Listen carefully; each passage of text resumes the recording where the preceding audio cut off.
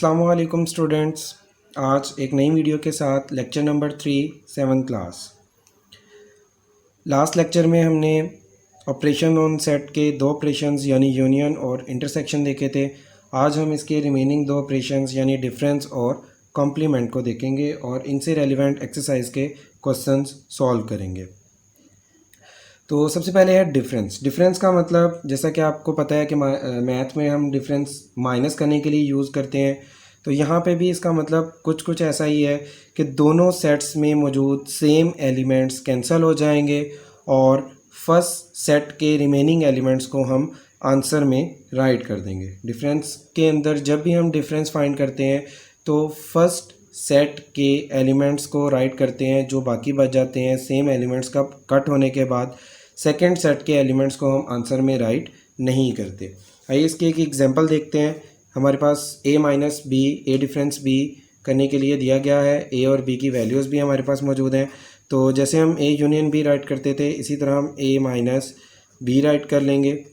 सबसे पहले हमारे पास a सेट के एलिमेंट राइट करेंगे 0 1 2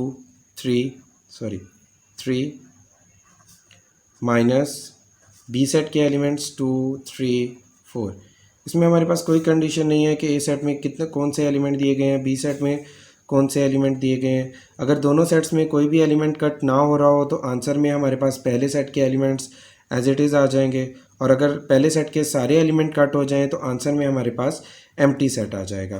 तो अगर हम इसे सॉल्व करें तो a minus B is equal to 2 same है तो 2 कैंसिल हो जाएगा, 3 सेम है तो 3 कैंसिल हो जाएगा। आंसर में हमारे पास 0 और 1 आ जाएगा। 4 को हम आंसर में राइट नहीं करेंगे क्योंकि जैसा कि मैंने आपको बताया कि आंसर में हम वही सेट के एलिमेंट राइट करते हैं जो पहला सेट होता है। तो ये हमारे पास इसकी एग्जांपल आ गई।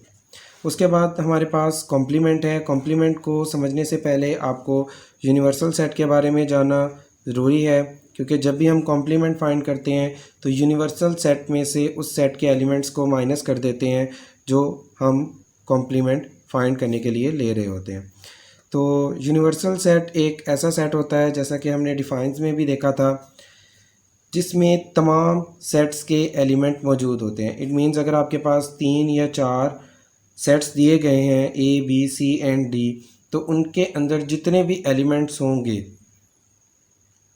वो सारे के सारे यूनिवर्सल सेट के अंदर भी मौजूद होंगे। यूनिवर्सल सेट यूनिवर्स से निकला है, तो मैंने डिफाइंस में यूनिवर्सल सेट पे डिटेल में समझाया था। तो अगर किसी को नहीं समझ आया तो वो फर्स्ट वीडियो दोबारा देख ले। तो जब भी हम यूनिवर्सल किसी भी चीज़ का कॉम्प्लीमेंट फाइंड करते हैं, जैसे कि हमने ए का कॉम्प्लीमेंट फाइंड करना है, तो यूनिवर्सल सेट में से उस सेट की वैल्यूज़ को हम माइनस कर देते हैं। यानी हम पहले यूनिवर्सल सेट की वैल्यूज़ को राइट करेंगे। यूनिवर्सल सेट 1 से स्टार्ट होता है, 1 2 3 up to 10 minus A set है। तो ए सेट में हमारे पास 2 4 6 8 दिए गए हैं।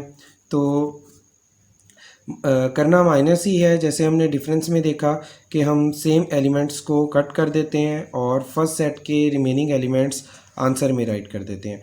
तो सेम एलिमेंट्स इसमें कट हो जाएंगे, यानी 1 आ जाएगा, 2 कट हो जाएगा क्योंकि 2 यहाँ पे इवन नंबर का सेट दिया गया है लेस देन 10। तो 3 आ जाएगा, 4 कट हो जाएगा, 5 आ जाएगा, 6 कट हो जाएगा तो 7 आ जाएगा, 8 कट हो जाएगा तो 9 आ जाएगा और 10 आ जाएगा क्योंकि 10 भी यहाँ पे मौजूद है और यहाँ पे मौजूद नहीं है। तो इस तरह स्टूडेंट्स हम कॉम्प्लीमेंट फाइंड कर लेते हैं जब भी किसी नंबर का दिया गया हो। तो आइए अब हम एक्सरसाइज में इसके क्वेश्चंस को सॉल्व करते हैं। जी स्टूडेंट्स, तो एक्सरसाइज 1 क्वेश्चन नंबर 6 हमारे पास दिया गया है, जिसमें हमारे पास if u is equal to 0, मतलब यूनिवर्सल सेट की वैल्यूज़ हमारे पास 8 तक दी गई हैं और 8 वाला पार्ट b का कॉम्प्लीमेंट हमारे पास दिया गया है। 7 पार्ट में a का कॉम्प्लीमेंट दिया गया है। a का कॉम्प्लीमेंट एग्जांपल के तौर पे हमने फाइंड किया था, तो हम यहाँ पे b का कॉम्प्लीमेंट फाइंड कर लेते हैं। b के कॉम्प्लीमेंट का मतलब है हम यूनिवर्सल सेट में से b सेट की वैल्यूज़ को माइनस कर देंगे। तो यूनिवर्सल सेट हमारे पास दिया गया है और b सेट की जो वैल्यूज़ दी गई हैं हमारे पास b इज़ इक्वल टू 2 3 4 5 6। तो हम पहले यूनिवर्सल सेट की 0 1 2 up to 8 minus B set की वैल्यूज़ को राइट कर लेंगे 2 3 4 5 6। अब इसमें से सेम वैल्यूज़ जो हैं वो कैंसिल हो जाएंगी, 0 आ जाएगा, 1 आ जाएगा, 2 3 4 5 6 कैंसिल हो जाएंगे, 7 एंड 8 हमारे आंसर में आ जाएगा। रिमेनिंग जो क्वेश्चन नंबर 6 के पार्ट 7 8 मैंने सॉल्व कर दिया 10 तक।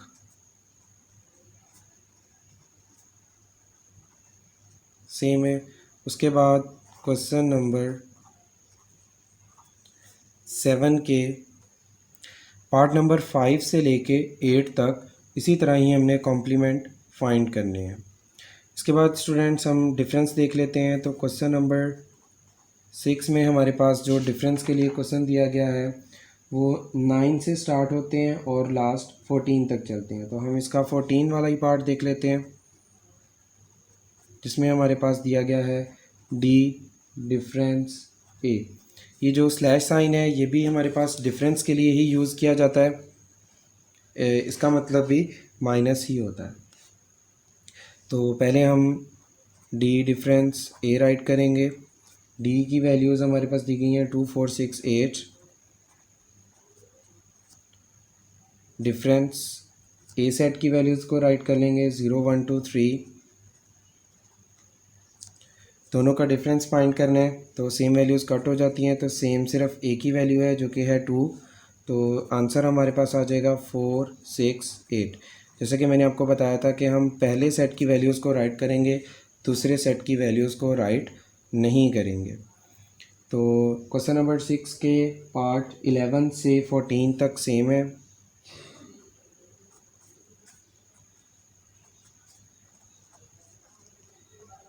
इसी तरह ही सॉल्व करेंगे। क्वेश्चन नंबर 7 के 9 और 10 पार्ट सेम है। क्वेश्चन नंबर 8 का 3rd और 4th पार्ट, और क्वेश्चन नंबर 9 हमारे पास कंप्लीट ही डिफरेंस का है। तो ये सारे पार्ट्स आपने खुद सॉल्व करने हैं। उम्मीद करता हूँ आपको क्वेश्चन समझ में आए होंगे। अगर किसी को कोई क्वेश्चन समझ नहीं आया या कोई और बात पूछना चाहते हैं तो आप कमेंट्स में राइट कर सकते हैं। आज के लिए इतना ही। Thank you. अल्लाह हाफिज़।